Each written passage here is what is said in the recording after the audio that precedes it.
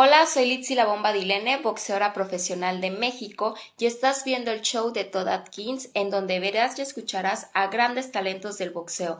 No te lo puedes perder.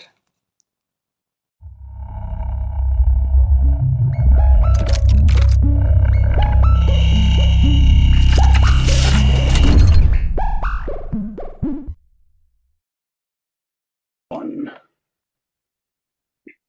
All right, this is Todd Atkins, and I'm here with Enson and Inoue and his wife, Sarah. And I made an episode a while back when this first happened where Enson and Sarah had kind of gotten arrested in Japan for Yeah. chocolates that had magic mushrooms in them. I've never even heard of this stuff, like I was telling Enson, is this where they cut up like regular mushrooms that you put in food and put it in? I didn't even know what it was, but yeah, we're going to talk to them a little bit about this episode and kind of what their experience was. So, whoever wants to start, whether Ensign or Sarah. Yeah. Okay. So, yeah, like you said, you never heard of them before. I never heard of it before either. I heard of magic mushrooms, but my only thing that I heard of magic mushrooms is on the movies when the guys eat magic mushrooms and they start hallucinating and they can't walk and their things are moving around the room. So, the reason the first time I got introduced to it was from Ian McCall. He I want to ask about that right quick. How yeah. did how did you guys come about talking? Oh well, Ian McCall for years has been using my bracelets, the partial bracelet. Oh, okay, yeah. Yeah, so he messaged me. He wanted to get one, and we started talking about it. And then he said that he just said out of the blue he's going to send me a care package out of his appreciation for me making him bracelets. And when the package came, I really didn't know what it was. And I saw it, opened it up, and I was like, "Oh, it's chocolates." I was like, "What?" So I messaged him back and said, "What is this?" And he just explained to me that it's microdoses of magic mushroom in chocolate. And I was like, "Oh!" When I heard magic mushrooms, I was like, "Oh shit, that's scary." I don't do drugs. I've done marijuana, but I don't do any chemical drugs, any cocaine. Of course, mushrooms are natural.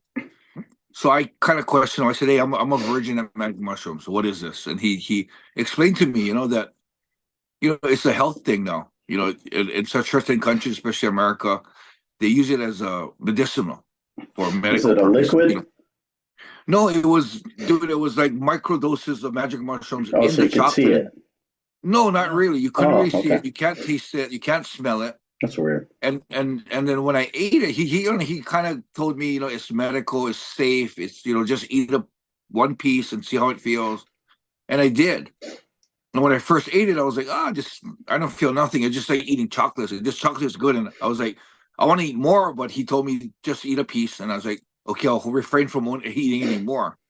So I ate one and didn't think anything. Sat down, watched TV, and it was amazing. It was about 20 minutes later.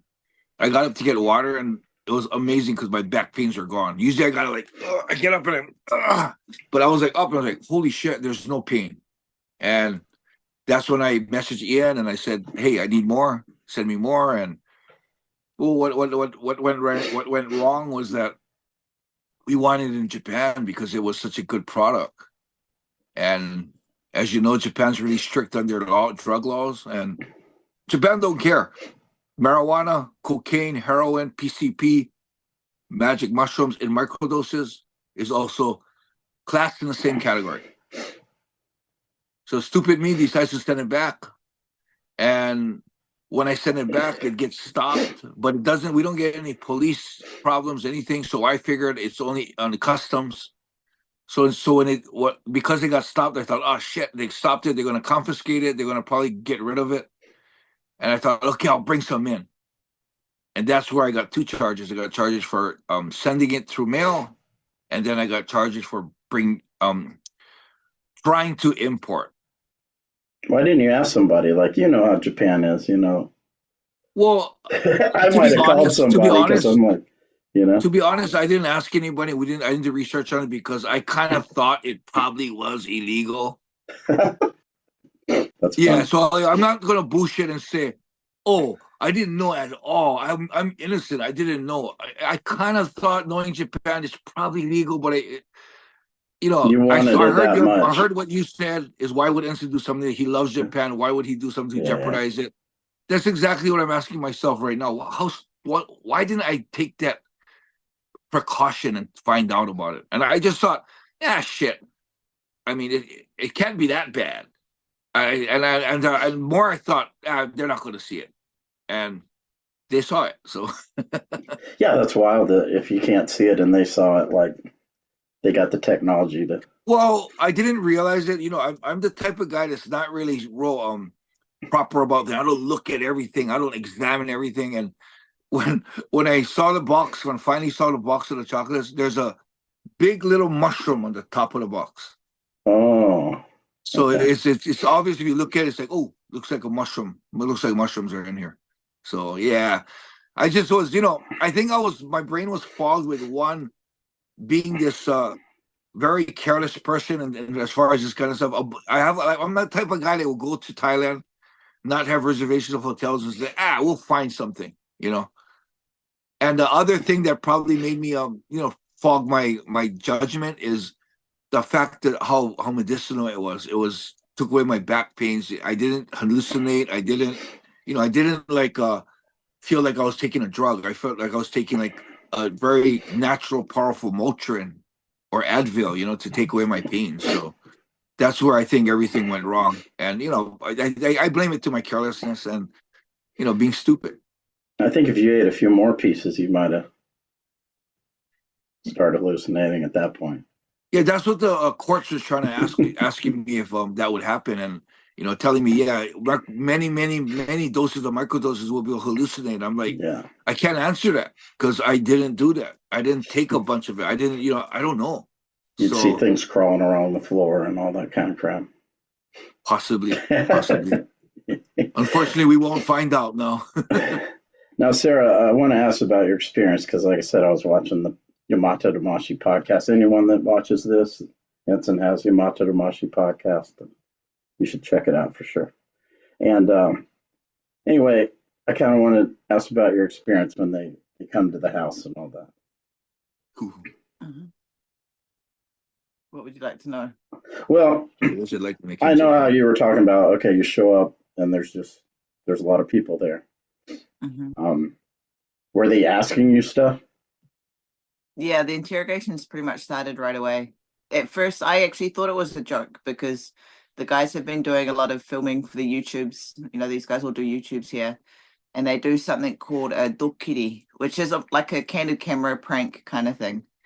And because all of the officers were plain clothes too, I thought it was something like that. I thought it was a joke, and quickly realized it wasn't when I went to message one of our students that I was going to pick up, and they pretty much grabbed my phones and, sat me down and told me what was happening. And then, yeah, the questions pretty much started right away. What were they saying? Really, pardon? Were they saying, is this yours? Or what were they saying? So at first, they were kind of, it's almost like they were trying to lead me into giving up information. So they'd say things like, are you expecting a package? Have you heard from your husband lately? And those kind of, so they're waiting for me. I think they're trying to lead me into volunteering information. It's kind of how it started. Yeah, and that was pretty. I think the whole experience was pretty overwhelming. It was pretty intense. There are 30 plainclothes cops there. Yeah. They were trying to get you to admit something rather than feeding it to you. Yeah. Yeah, I mean, so that's how they do that here too. Yeah. The reason I'm asking is I'm pretty close with the homicide, the guy who led the homicide unit here for about 8 years. So I've watched a lot of that stuff on TV, but also talking to him. Like, did they ever say, if you don't tell us that it's Enson's, we're gonna charge you? They had, there was a bunch of that. It was more when I was already in jail and they're pulling us out for interrogations, like morning and night, that ask things like that. That kind of, it's almost like the movies a little bit. They'll play the good cop, bad cop, and they'll say things like, "What would your family think?" Like, if this doesn't happen, Enson will get it harder, or they'll pretty much say anything to try and get you to talk, essentially. Yeah. So it was, sometimes it didn't feel really, it felt like almost like an out of body experience because, well, one, you kind of like, I can't believe I'm sitting here handcuffed, like being interrogated. And then, so yeah, sometimes it felt like I was watching a movie, but this is actually real life. Yeah. It was kind of surreal. Do you speak Japanese as good as he does, or? No way. Pretty No. close. Oh, Pretty close. you knew some of what they're asking, but some of the other stuff you probably had no idea. Well, I insist on having a translator because that's my right. One of the very few rights you do have when you're being arrested. And considering it was something to do with our life, I couldn't rely solely on my my understanding of Japanese. I insisted on having a translator. They actually had a trader on the when they came into with the search warrant. Yeah. Do you think they're Because saying everything, or you think they're just? no, sometimes they make mistakes. They definitely make Yeah. mistakes. And even in the interrogation, like even though my Japanese is limited, I can understand to some extent where I knew that they made mistakes when they were asking me questions. So yeah, Yeah, I didn't feel the translators were trying to trick us, or I didn't feel like they were like in with the cops and trying to bullshit. But I did have some translators that just didn't know how to translate. Yeah. And they were translated in a way that was said differently. Like, no, no, no, no.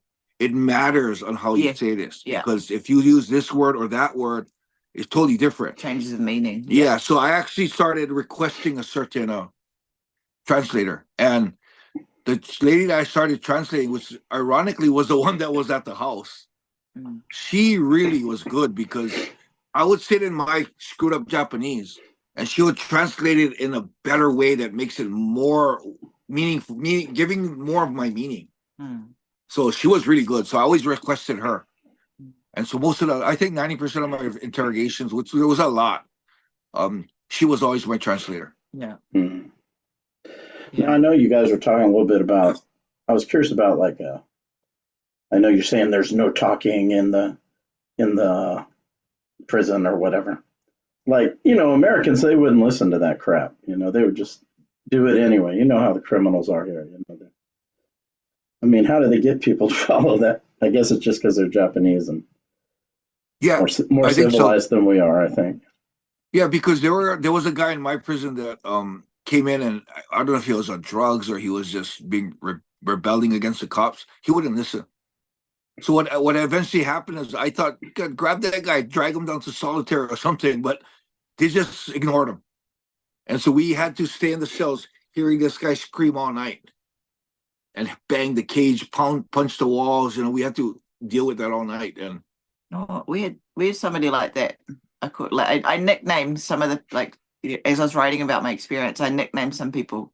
And there was one that I called the problem child because she was just like throwing tantrums, essentially. And I think she might have been on drugs too, because when I got to peak, she had to do her washing and brushing teeth separately because she was kind of so volatile. But when I peaked, it looked like she was possibly like coming down off drugs and stuff. But she would pretty much throw tantrums. But a couple times the guards came in and detained her and like took her away. So I guess they do kind of deal with them sometimes too. Yeah. Yeah. Well, my guy didn't, and then it was kind of a joke because after like a week of continuous screaming, midnight, overnight, morning, everything, he disappeared. And I asked maybe I didn't know, but maybe he did get slammed somewhere. But I kind of joked with the guards. I told him, where did he go? He said, he's gone. And I was like, and I assumed that he got let out. So I said, so if I start screaming and pounding the walls, you can let me out too. And they kind of laughed and they said, no, don't do that. So it's just true. I don't know exactly what happened to him. And they said he's gone. That's all he told me. But yeah, he was in a week, he was gone. And the jails was all peaceful again. Yeah, I could see how you could get people to do that if you're like stomping the daylights out of them when they do it, but for them just to do it, it's pretty interesting. Yeah. So, like Sarah, for example, was it just that at a certain point they just held you for a certain period of time and then just, after they've interrogated you and all that stuff, or how did that go? So I had the initial interrogation at Kuki Police Station, which is where Enson was being held, and then they transported me to Higashi Omiya, because that's where a women's facility was. They don't hold the men and women in the same facility. So I was transported there, and it wasn't just a holding thing. I was interrogated pretty Right. much every day of my life. So I was held for 21 days and was interrogated for pretty much every day, morning and night, most days. And yeah, you go through the system. So you go through the routine. And I went 3 times. You're put on a bus to go and see their prosecutor, which was a few towns over. So it take us about 40 to 45 minutes to get there on the bus. So you're handcuffed and shackled. When you're not in your cell, you're pretty much handcuffed and shackled when you're off the block. So that was a really long, arduous day, was going to the prosecutor, because you get up 8:30 in the morning, you're bussed off to the prosecutor, you arrive about 9:30, you're sitting there in handcuffs and shackles all day, and you're not allowed to like stretch or stand up, and like you just got to sit there like all day. And if you're lucky, you leave at about 5 or 6 o'clock, that night. But the times I went, the latest I got back was just after 10 o'clock at night, and you get a 30-minute break for lunch. So they take one of the handcuffs off and put it on the other arm so you can eat with one hand. As soon as you're done eating, your handcuffs are back on. The whole day you're handcuffed, The whole sitting, day. no talking. Yeah. They should do that here. No, a lot of the stuff they do here, I think if Yeah, they should do did that it here. in the States, they would be probably sued. Yeah. Inhumanitarian. Yeah. So you're pretty much waiting all day to see the prosecutor interrogate you. And like the interviews can go anywhere from like my shortest interview was I was in there for 8 minutes. So I had something like 11, 12-hour day for an 8-minute interview. And the rest of the time I was sitting in the cell.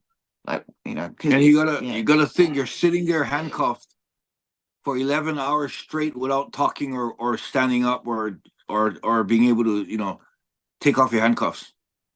And if you think about something like that, if you ask someone if they could sit in one spot for 11 hours, just sitting up in handcuffs, it would merely seem impossible. But you'd be surprised at what the human body can actually able to accomplish when you have to. Yeah. So what she went through in the 21 days is what they're trying to do is break you. They're trying to get information and break you. And for her situation, they let her out in the 21 days because they couldn't recharge her with anything else. And I think they felt that they couldn't get anything out of her anymore. So pretty much the whole system is meant to break you. Even in the jails, the especially when you go, like she mentioned about going to talk to the prosecutors, those days are the hardest. But yes, it's about breaking you. Is about trying to get you to give in and give information. Yeah, I think the system's designed that way because we were in the jail. It would be the US equivalent of going to the county jail.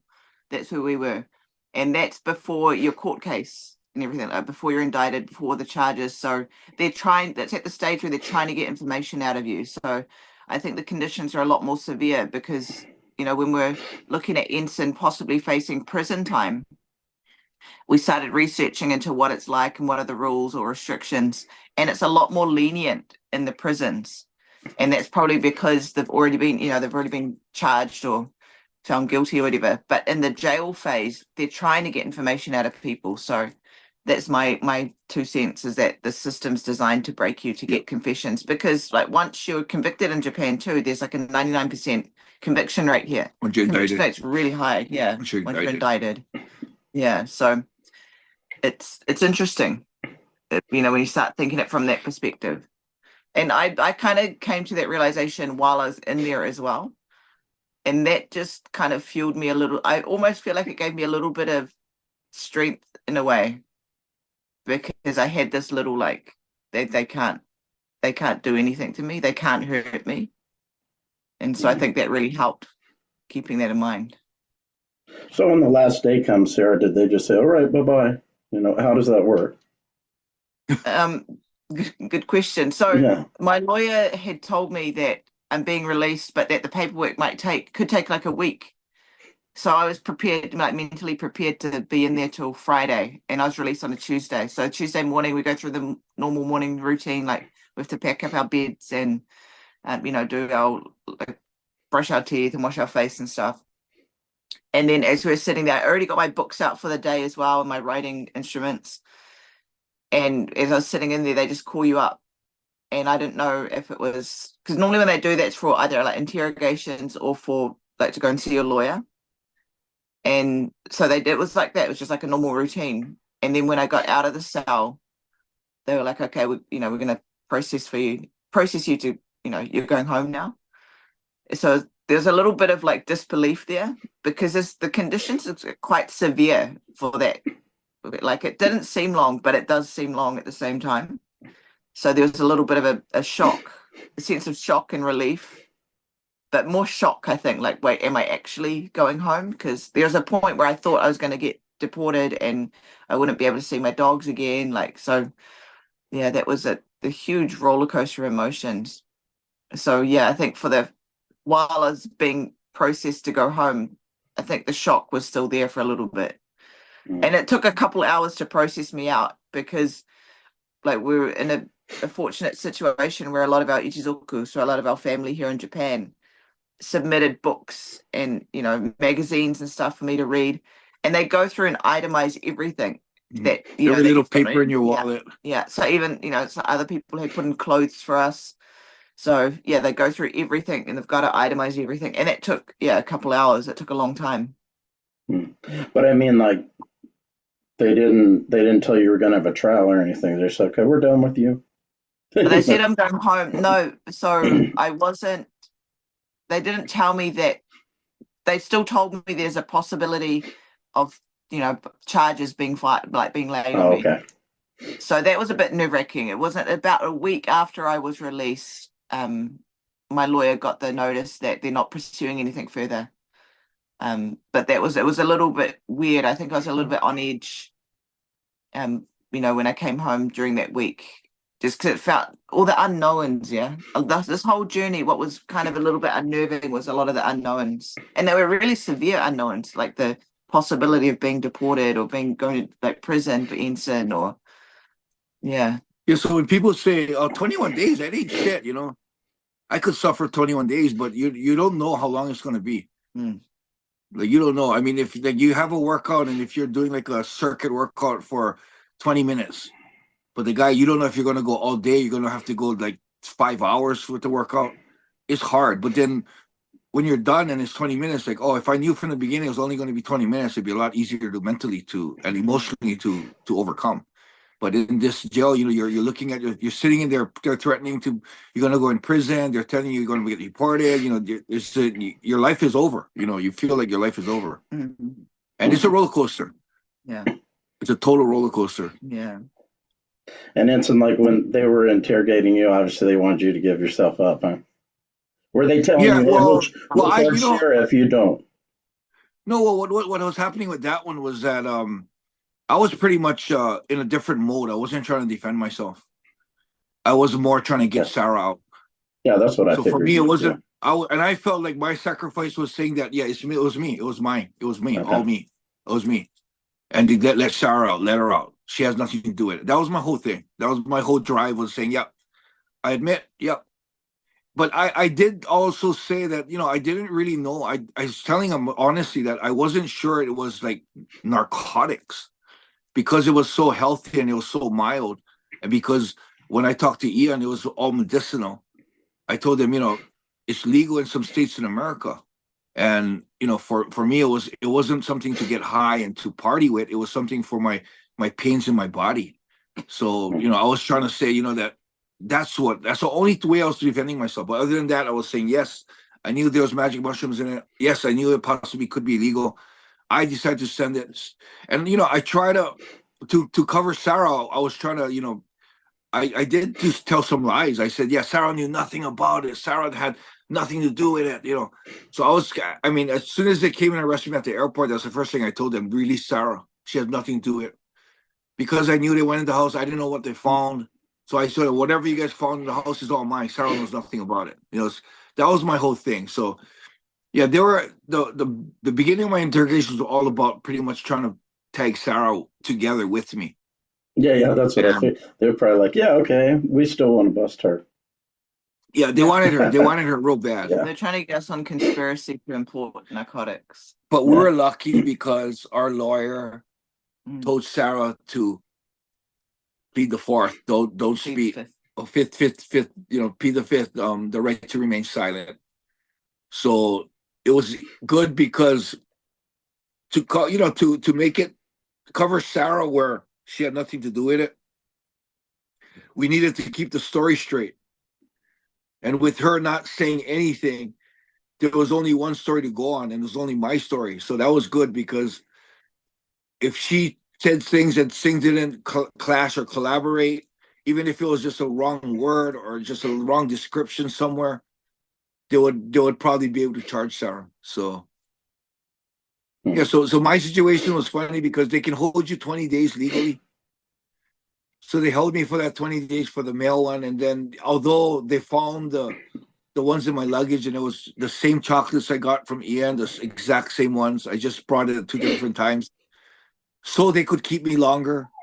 The 20 days was up. They actually brought me up to the, you know, handcuffed me, brought me to the top, told me, okay, your time is done. And I'm thinking, okay, maybe I can go home. And boom, as soon as they literally take off the handcuffs for a second, and they stop, they turn around, they show me another paper saying you're being rearrested for the ones that you tried to bring in your luggage. And I'm like, okay, put back the handcuffs on, sign the papers, and It's so crazy how much like how procedure driven they are.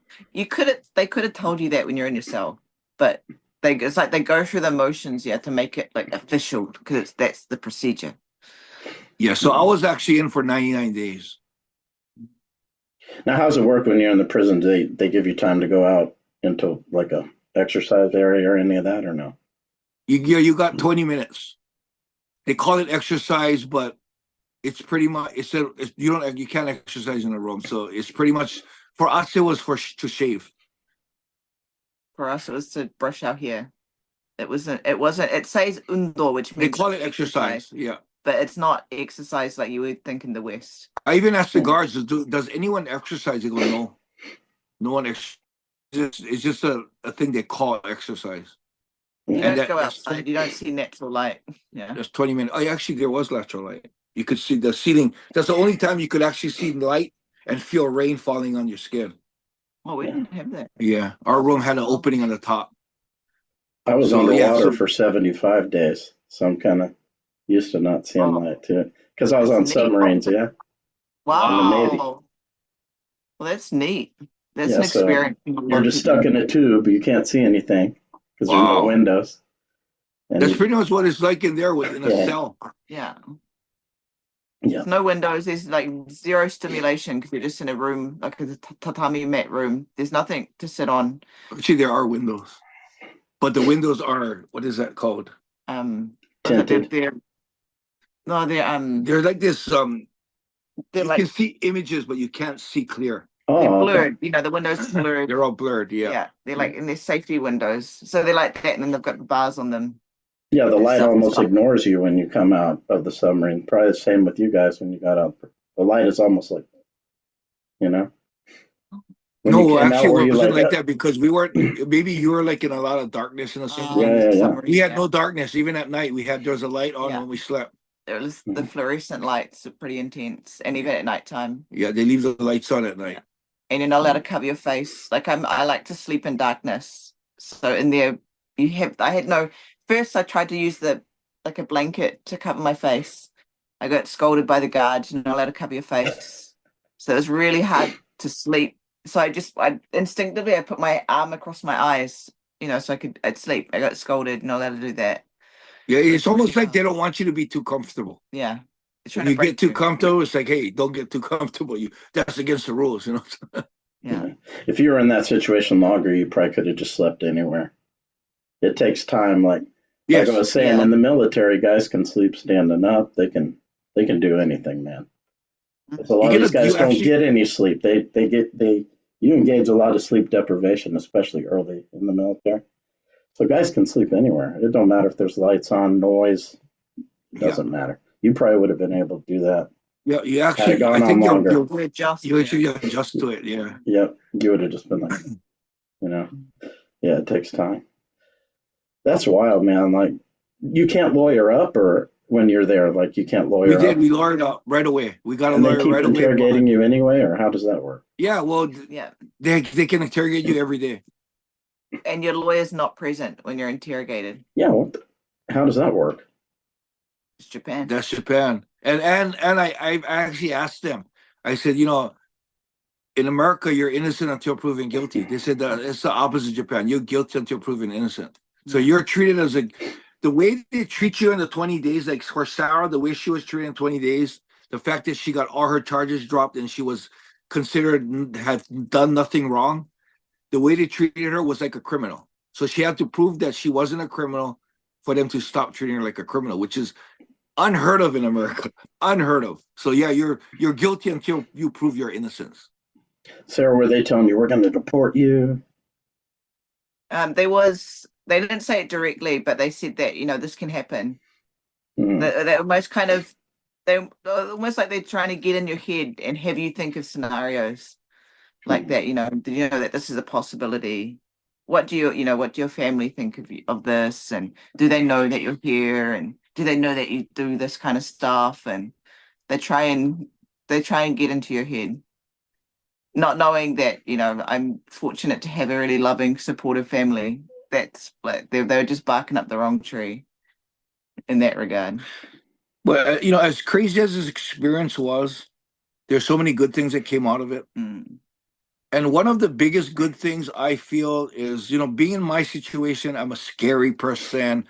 I'm a respected person. I'm a famous person. I don't really see the true qualities of people in front of me because they all beyond there. I could meet a Yakuza guy that I think is the nicest guy, but he's the nicest guy to me because of my scariness and my respect. But in this situation, I don't want to say any names, but there's a lot of people that I saw true colors. Mm. You guys, a lot of people, the situation that seemed like I was done. I was going to be in prison for a long time. I know you also thought that. I was probably going to get deported from Japan. And people, when they think this guy's going to disappear for a long time, they get real brave and they start saying shit. And I watched your podcast. I saw you, Miguel, and Zach Arnold. And all three of you, you guys were saying things, but I could see no matter what you guys were saying, you weren't dishing me. You guys are actually, that's fucked up. Why would Enson fucking do that? What was he thinking? But I could hear care in your voice. You guys weren't saying, I don't know who Enson is. I don't care about him. This is what happened. You guys are more like, oh shit, Enson, what the fuck, Enson? You could call me stupid. I don't care. But if I can see care in your guys' voices, I know that people care. But there's a lot of people here that I saw that totally dished me. And one was one guy that I trained and I was super close with. That was disappointing because he threw me under the bus, like playing like, he doesn't know. I don't even know him anymore. I never saw him that much. And I'm not going to train with him anymore, kind of thing, and it was crazy the stuff I saw. I saw your podcast, all three of you, totally down for me. I noticed Dennis Kang was also really down. I forget. There's a guy that is on that chat. I think it's a Afro American guy, black guy. I don't know. I would say his name because I don't Christian have a problem. Gary. Yeah, that guy didn't give a shit about me. And he was Well, he saying, doesn't know you, Enson, he talks like this. Enson, I don't know what he's thinking. And the way he talked and the voice and the energy he had, he doesn't give a shit about me. Or he just was talking shit. Well, I will never do an you. interview with him again. Never do an interview. I will never do anything to help that guy. So the good thing about that is I saw a lot of people, it was in a good way too, because there's a lot of people like that. I saw their true colors. I saw Mikuta didn't give a shit about me either. This other big rugby guy, this guy Noko, and he didn't give a shit about me either. They pretended to be my friends, but they weren't. On the flip side, I found guys here that I thought they were just good friends, that I realize now are brothers and would stand with me through the wars, you know. So we had more people that showed super unreal loyalty than people who turned their back on me. So Yeah, I when you thought they took were that, gonna. I thought they were gonna sling you for a long time, you know. And I was like, oh yeah. man, why did he? You know, why would he do So did this? everyone else, though. I mean, what you guys are saying about that's what it looked like. It looked like Yeah. an imported narcotics. It looked like I purposely tried to hide the chocolate, the mushrooms in the chocolate. They didn't explain that it was a product that's being sold in in some states in America legally. They didn't explain that it was a medicinal product. They left out so much key Yeah, information. They just kind of sensationalized it and made him look like, we had some kind of like narcotic, like drug importation ring going. Yeah, I know when yeah. you messaged me when they released it, I was like, oh shit, he's gonna be mad, you know. Because I was like, why did he do this stuff? You know, because I lived there for 3 years and I liked, you know, I Yep, liked Japan. I really did. And I was like, yep. what, you know, I know he's been there way longer than me, so he likes it more than I do. And I was And like, he why knows would, Japan more than yeah, me. like, does he love Japan more than this, or does he love this more than Japan? You know, if he loves this more, maybe he could move back to Hawaii. You know, and Well, he you know can the do it crazy all he thing wants. You know, is people think that it was just I was just wanted to take some drugs for enjoyment to get high and stuff. yeah, because I And didn't that's know how what the it looked stuff like. worked. I thought you were just tripping. Yep. That's what it looked like in the beginning. And you know the funny thing about that is with all the information out, the American public or with the Western side, they all understand like, holy shit, and said that was medicinal. Wow, they're slamming you for that. But you know what's crazy? Japan, they don't even look at the details that it was for health or it was Mm-hmm. medicinal. It was very microdoses. They all see it as a narcotic, and oh, you're an Yeah. athlete. You teach students, and you still doing narcotic. I still have people messaging me on our YouTube saying, "Oh, you druggy? Are you still doing drugs? Why do you do drugs if you're trying to teach students?" You know that kind of like. Do you guys even read between the lines or they listen to the explanation that it's all medicinal? You know, it's crazy because they're really Japan, yeah, they have a rule, and they're almost like I almost describe it like penguins. Like one penguin walks that way, they all follow, and that's Mm-hmm. how it is. It's magic mushrooms, marijuana is narcotics, although in micro doses or in very small forms or maybe more CBD strong marijuana, it's medicinal, but they can't see that because in their eyes marijuana is a drug, magic mushrooms is a drug. you It's know black and white. It's Black like and white, straight black and exactly. white There's no thinking. gray. But since they didn't slam you, do you think maybe they're coming around to maybe okay, maybe this isn't so bad? Ah, yeah, that's a good point. Yeah, I think I think my background on who I am, and then hearing the explanations, which is, yeah, you're right. Maybe I'm slamming Japan a little too much, but yeah, they did. I was supposed to get at least 7 years, and because of explanation and because of who I was, um, I'm surprised I got only probation. No, but I'm saying maybe they're trying to change their opinion on it overall. Yeah, We let they them out. definitely Maybe are. this isn't so bad. Maybe we won't take this Well, the one. court, the courts definitely did kind of change their Yeah, stance yeah. on it because they the sentencing was a lot more lenient than what it could have been if they wanted to keep pushing and pursuing. I think society as a whole Hmm. is like I think there'll be some people that will get it, but I still think the majority won't because Japan Right. is a really slow country to change. Yeah, the funny thing Change is, things. the head investigator, the cop that actually came here, arrested Sarah, came to Narita and arrested me.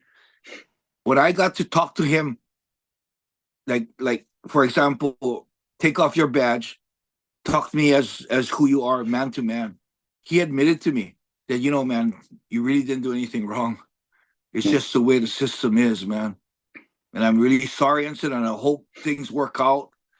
But this is what you're gonna have to go through right now because this is the law and this is Japan. And Yeah, and they I probably can't respect you can't more argue because it. of your position too. You Yeah, know. well, he was a fan too. Yeah, so he Yeah. was actually being a lot more helpful than what a person that wasn't a fan. Right. It was funny. Yeah, I think my fame and I think my reputation as who I am in Japan really helped because even the prosecutor was a fan. Yeah, a good example of that, like I told you before, I was with Ryan Bowe in Yokohama, and he was putting up these English lesson flyers. And a plainclothes, a guy who wasn't in his uniform, he came up and he shoved him, like physically shoved him. And he's Yep. like, "What are you guys doing?" And when Ryan, he said, "Why are you in Japan? What do you do here?" And when Ryan said, "I'm a fighter," but then he totally changed. He's like, Yeah. "Oh, okay, take these down then." But yeah, he changed his demeanor. After that. Unfortunately, as much as I love Japan, there is a lot of prejudice in Japan.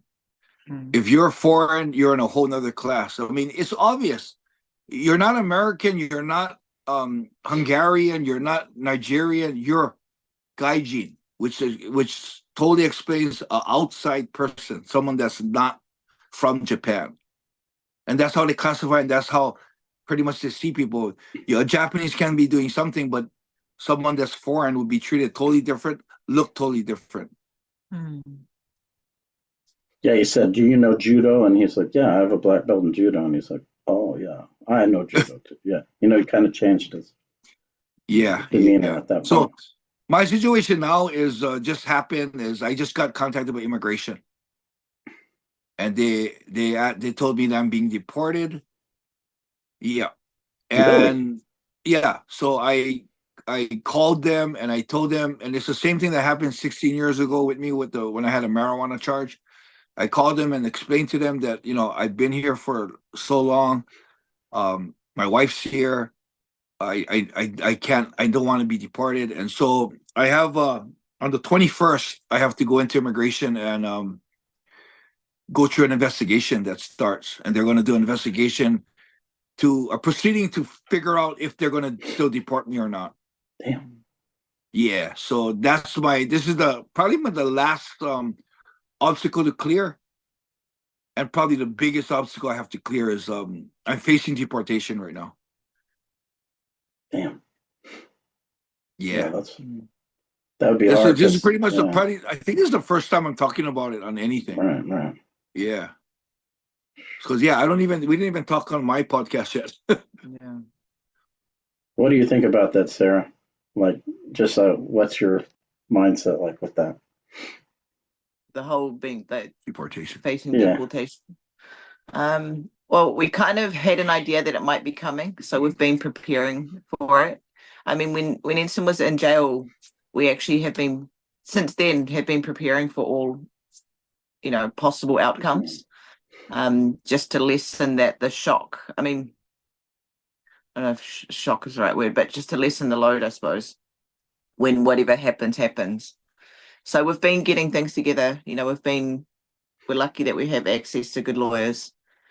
And we're just trying to stay ready, really. It's shitty. It's a shitty situation, but it's something that you can't dwell in.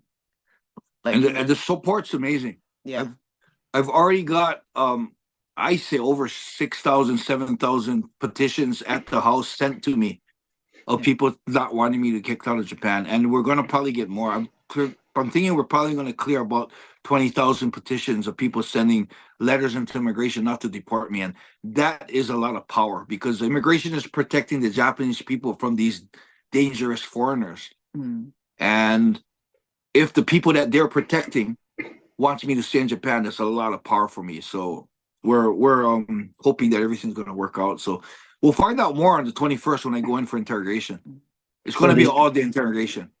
These petitions, it's better that they come from Japanese people, is what you're saying. Yeah. Yeah, I mean, you could even have Donald Trump send a petition; they're not going to give a shit. Yeah, it's pretty much it. Yeah, it's a Japanese problem, but the petitions are amazing because overseas, when I've signed petitions, it's just a table where you put your name or your address or whatever. But here it's an actual letter, so each person has gone through the trouble of writing a letter, and they have to put their hanko, their address, and their phone number, which is like their official, their seal, their family seal. Yeah.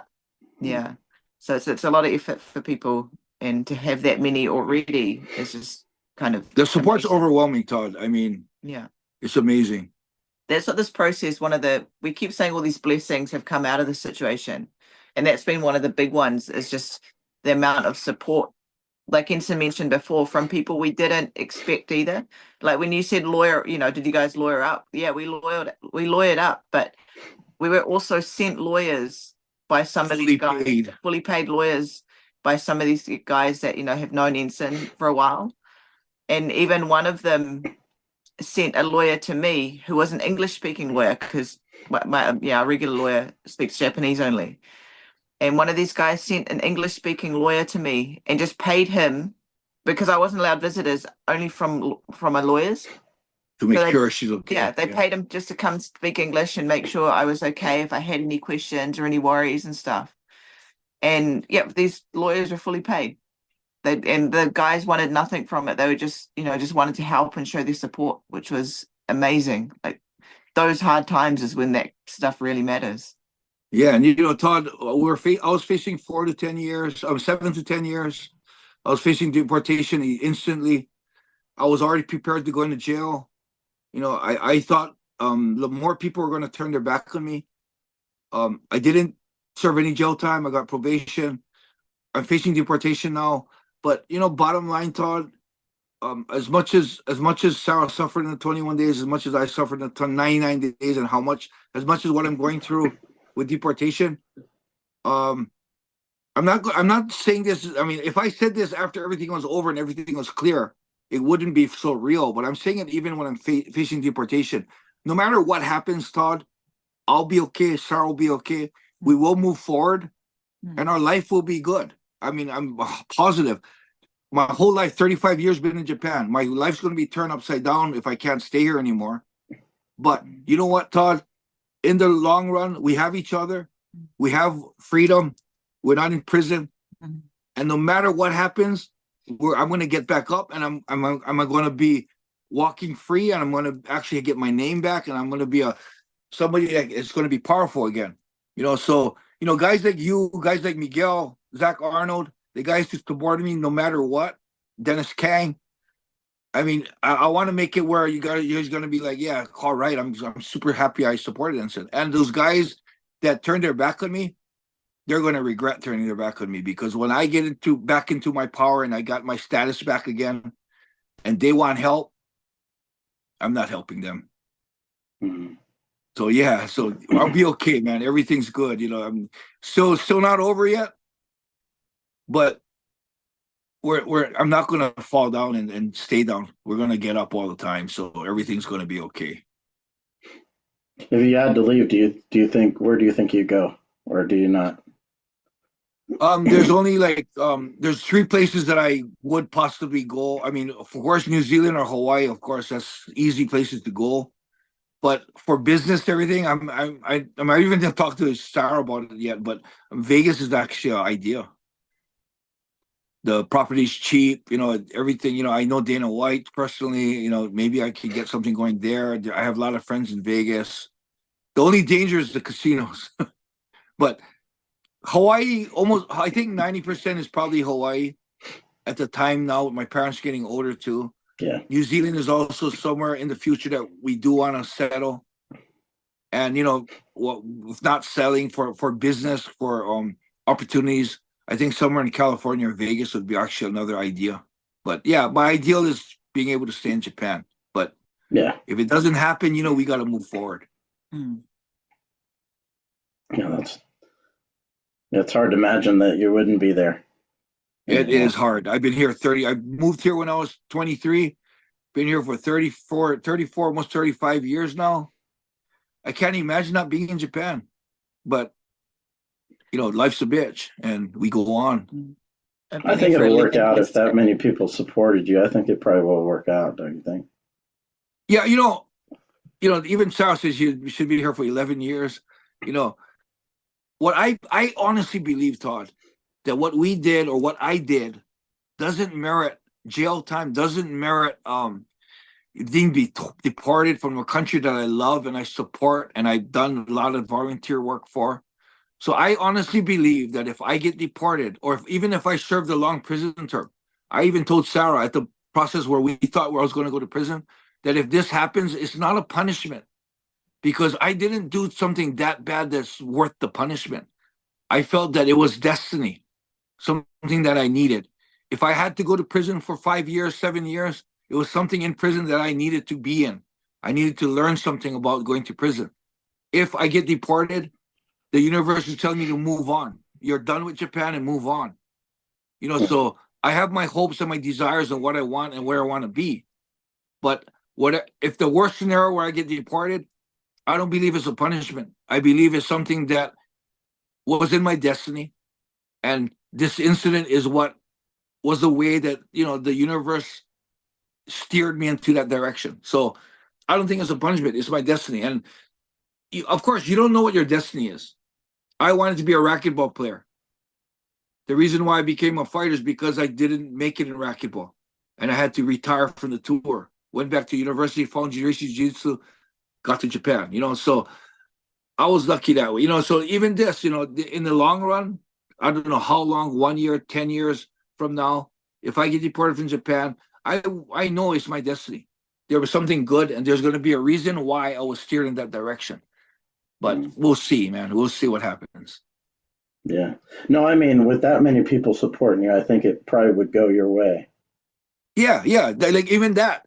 So if it doesn't, it was destiny. Yeah. You can't change destiny. That's the only thing that I'm saying is the things I've done for Japan, what I've loved. I love Japan. What the people supporting me. I can't see them deporting me, but so if I do it, it was destiny. So we're ready. We're ready to fight for whatever it is, and because there's going to be ups and downs, but in the long run, it'll be okay. I think maybe they're just like, I know maybe they don't think this way, but that they already let you out in a short period of time. They didn't hem you up for years. Maybe they're just saying we'll mess with them a little bit more, make them sweat a little bit, and I hope so. Just to punish them a little bit, and then we'll say, okay, bye. You can go back home. Yeah, you can go back to your house. Yeah, so like what you said, the fact that they didn't put me in prison for a long time, that's super good for me. That's a plus for immigration deportation. Oh, wait a minute. The law didn't put him in jail. They only gave him probation. Wait a minute. That's going to be a big, huge plus for me that the courts didn't decide that I needed to go to prison. Yeah, so I think that probably would be good for you as far as it going your way, I think. And Todd, you're very, very knowledgeable in MMA. You say the things on your podcast I see you say is very accurate. And I'm hoping that you're accurate again now today. Well, I mean, yeah, it just seems like if you have a lot of support and they didn't, because they could have tied you up for a long time. They could have. Oh, yeah. They could. They didn't need to drop charges on her, too. Yeah, their mentality seems to have, at least in your case, changed. We thought this was bad, but maybe not. Fingers crossed. Fingers crossed, knock on wood, that it stays the same. Yeah, it's interesting talking about this. I mean, I know I listened to quite a bit of your experience on your own podcast, One thing I wanted to ask Sarah, because I know Enson's been in a little bit before. Like, does this situation like traumatize you or anything? Yeah, there was some things that, and I didn't realize it did, because when I came home, Enson was still in jail, so I kind of had this, okay, I still got to handle stuff, I still got to stay on top of things when I get home, because I've still got stuff to do, life doesn't stop because we go away for 3 weeks. So I was kind of just on that fight mode, just, you got to stay focused, I got to get things done, got to make sure the guys, the training, everything's okay, the house. And so my sister flew over for 10 days when I got out, just to kind of be here for support. And at the time she did, I was kind of telling her, like, you don't, I'm fine, you don't need to come. And she never said it out loud until like later, but she was kind of here for that fallout just in case. But it was really nice because I didn't really cry. Like when, I didn't really cry when I was in there, and I didn't really cry when I came home, but I think I'd just been holding it in. But when I came home, I cried when I took my first shower, because in jail, you shower once every 5 days and you're supervised. So you have no privacy at all. So to come home and have a shower in privacy in my own home was just kind of an overwhelming feeling. And I think that there's things like little things like that that I didn't realize had affected me so much. And even the I suppose the trauma of having your house raided, like for a while afterwards, when someone would come to the doorbell or something, I'd get this little kind of like a little bit of a panic, like, well, who is this? What are they here for? Kind of thing. So that carried on for quite a bit.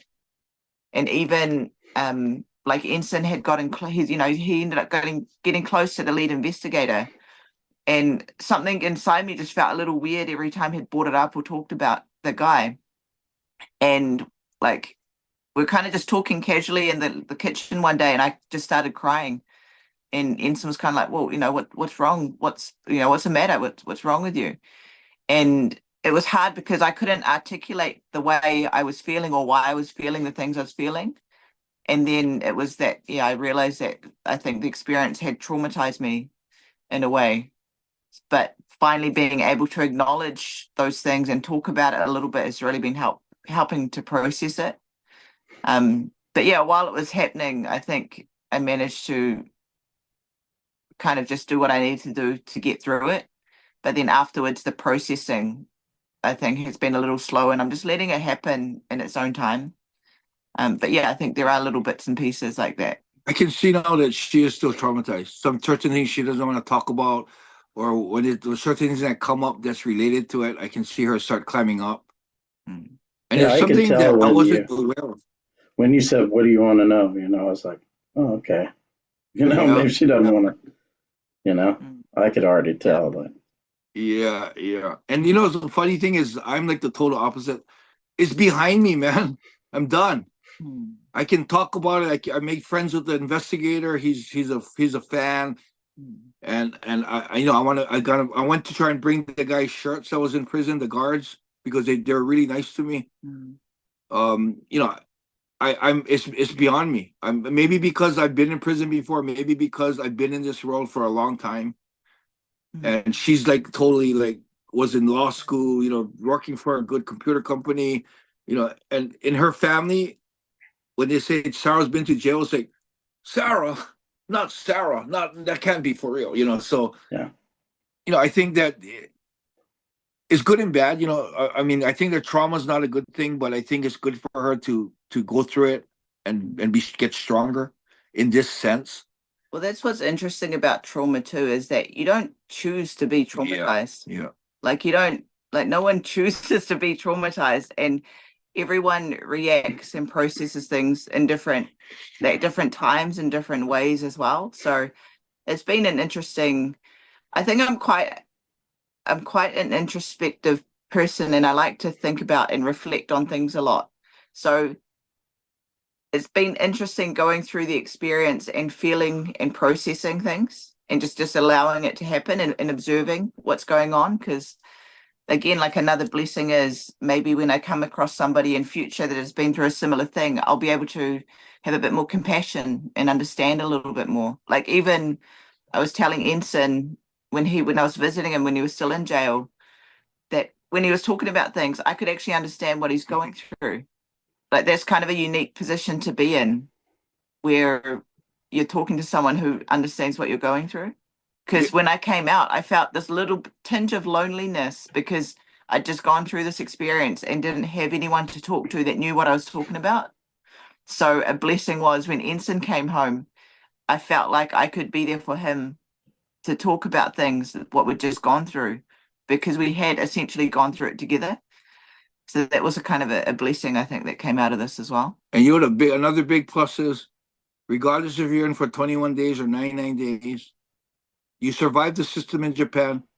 You emotionally and mentally got stronger. There's no way you can survive that without getting stronger. So there's a lot of strength, and there's a lot of different techniques we've attained to overcome suffering in that process. So and putting the seriousness aside, Sarah got street cred now.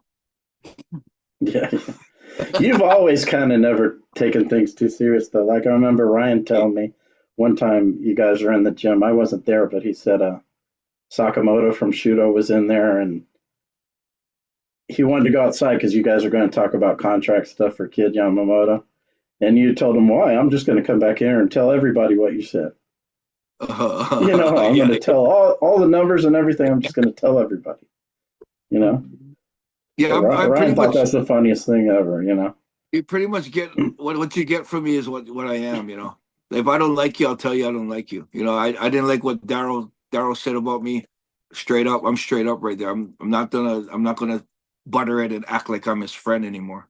Daryl, Daryl, yeah. who's that? Oh, Daryl. I didn't really see everybody. I was talking like I told you. I showed you that one article that had like what's his name? The grappler. Shit, I forgot his name. The one who's the jujitsu guy with the long tights. Who's Shinya that? Aoki. Oh, okay, Remember okay, yeah, Aoki yeah, was yeah, saying, yeah. "Oh, you shouldn't be surprised that Enson did this." Yeah, you know what? Too, I got no blood with Oki. That's kind of I true. thought it was kind of fun. Wait, if he said that, yeah, when he said that part, I was like, well, yeah, probably. Well, But Todd. he did say like steroids is a violation of competition, and this is a violation of society. Yeah, No, that's kind of what he and had that's said. right. That's all correct. People. You know, you call me stupid and you call me careless. Whatever. You know what? You guys are right, man. Call me a druggie or someone that doesn't like Japan or something. Then you're wrong. After I got out, I watched every single podcast on our chat. I went all the way back on that MMA chat and listened to everybody's message. So if you talk shit about me and you didn't like me and you dished me, I know. Every one of you who had done that, I know you. And the ones who showed loyalty, like I mentioned, Miguel, I don't know, Zach Arnold, Dennis Kang, I know that too. So I'm not a dummy. I wasn't put in prison for a decade. I wasn't deported right away. I wasn't sent underground. I'm around. I'm still around. And so all you fucking peeps who turned your back on me and thought you could talk shit about me, I'm back. Yeah, I've been waiting to say that. yeah. You guys keep a low profile, man, until at least they let you stay. Yeah. But thank you, Todd, Don't man. get too mad. Thank you for what you do for MMA, and thank you for your unconditional support for me and Sarah. I appreciate Yeah, it. I mean, I'm glad. Like I said, I think the signs, if them letting you out early and all that, it seems like maybe this one will go your way too. This other thing. I hope so. And on another note, what Zach Arnold said about where is everyone coming out for Ensign, after all he's done. What he said really opens my eyes and saying, yeah, that's right. No shit. Where's all these freaking people? But you know what? On the other hand, what I want to tell Zach too is there are a lot of people that came out for me. It's just not public. But there are Zach can lay a little bit rested and feel a little secure about it. Zach, there's a lot of people that came out and are showing their support. I mean, I think Zach was talking more the general Japanese community where I did a lot of volunteer work for them. All of a sudden, it's like, oh, we don't know Ensign. Fuck, get him out of here. That's true, but there are a lot of people that are Japanese and are seeing through all that, that norm uniform way that they do things, and they are supporting me. I have a lot of support. I have a lot of fans coming up to me. In fact, more than now, coming up to me, showing their support, shaking my hand, wanting to take pictures. And I'm kind of joking and saying, oh, you know what? You still want to take pictures with a criminal? They're like, oh, we don't give a shit about that. And so we support you no matter what. There's a lot of support. Of course, unfortunately in Japan, you don't get it publicly. You don't get the big associations standing out and saying, hey, I support Ensign. You don't get the famous names coming out and saying, I support Ensign. But I got a lot of support from a lot of people. You guys gonna watch Paul and Tyson tonight?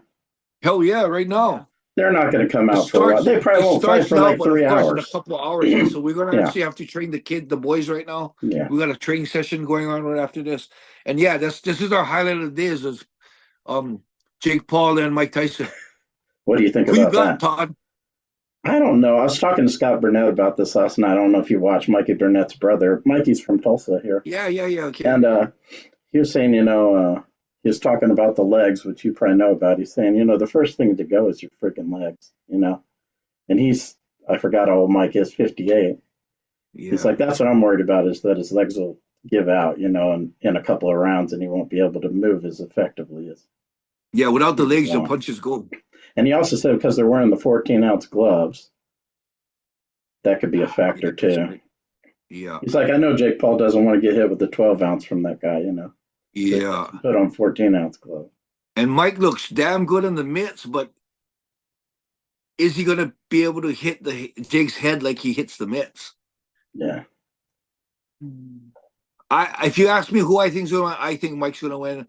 Ask me Is it if going I'm to be biased. real? Yes, I'm That's my other biased. concern. Is What's I that? don't know what we're watching. Is it real or not? I don't know. You In know this what I day and mean? age, you're right. You're right. But I'm hoping. I think Mike's gonna win, and I'm hoping Mike will win. Yeah, I think those of us that watch a lot would probably be able to tell if there's some BS going on. Yeah. Oh yeah. They can't hide that. There's no way they can hide that. I know the buildup was a lot of entertainment in it. The buildup was definitely a lot of entertainment. Yeah, like Scott said, he thinks Jake told Mike to slap him before that all happened. Like, slap me. So more Very people watch possible. this. Very possible. Very possible. Because he's like, you think Mike Tyson would slap someone instead of hitting him with No, his yeah. right hook? I think he would punch. Yeah, he's like, if and Mike was really mad, he would have caved his head in. you think that Jake Paul would actually say the things he said after that slap to Mike Tyson? You think he would Right. honestly say that to Mike Tyson? No. Yeah, Scott was saying Mike would have KO'd him if he was really mad. He would have just knocked him out right there. Yeah, you're right. You're right about that. Yeah. That Yeah, wouldn't be a slap. It'd be a punch. yeah. Well, we'll see. All We'll right. see. All right. Well, I hope y'all enjoy that after having to talk about all this stuff. But We'll do, Todd. Thanks for your support, brother. yeah, Thanks, it's always Todd. great talking to you guys, and I appreciate your time and opening up about this stuff. Right on. All right, so everybody check out Enson Yamato Damashi podcast. Sarah, what do you got? I know you got something that you're doing. TikTok, Instagram. I'm on the TikTok. She's starting a channel too, a YouTube channel. So Where I'll can be they probably find you on the advertising on my TikTok? social media. Pardon? What's your TikToks for people that want to? My handle's Seradesu, SERADESU. But you really Check it spell out. your name SARAH, right? I do, But but it's pronounced Sarah. yeah, it's pronounced Sarah because of our New Zealand accent. So phonetically, it's spelled SERA, and I have to do that here in Japan. Otherwise, they call me Sarah, which is not my name. Yeah, I thought that's how you spelled your name, SERA. But when I watched the podcast, I was like, this guy's spelling it this way, so maybe her name is that way. Yeah. There's that little bit of confusion, but no, it's just because of Japan. It's almost like me writing my name ENSEN. She's saying I'm Enson Yeah, instead of Enson, yeah. like it's spelled. Because my first 4 years when I was here, I was Enson. And those people that met me that back then still call me Enson. And Shoji Inoue, remember you had that too, right? Yeah, Shoji Inoue, yeah. Yeah, I remember that. I think because I mailed you some chocolates before. I'm surprised I didn't. Remember I sent you Magic Shell and stuff? Remember that? Oh, that's right. Because you gave me the autograph, so I sent you some stuff. And some of it was chocolate. It's just the luck of the draw, bro. Yeah. All right. All right, everybody. Well, yeah, I appreciate everybody watching this. Check out Sarah and Enson, and until next time, take care. Thanks, Todd. Take care. Appreciate it. Shoot. This is the Todd Atkins Show, okay? We're talking about Todd Atkins. I've known him for a very long time. Fantastic person. Handsome person and a really tough guy, okay? You're talking about a tough guy. He talks about combat sports. You're looking at Colby Covington. Fantastic people in combat sports. And Todd Atkins is a highly respected person. He talks about it all the time. He's got a great show. You're watching the greatest show, okay? The Todd Atkins Show, and you're watching it. I would not want to pick a fight with Todd. I would not want to pick a fight with Todd, so don't miss it. He's got the greatest people and the greatest show. Not like the fake news, okay? He's a great show, highly respected, and you don't want to miss it, believe me.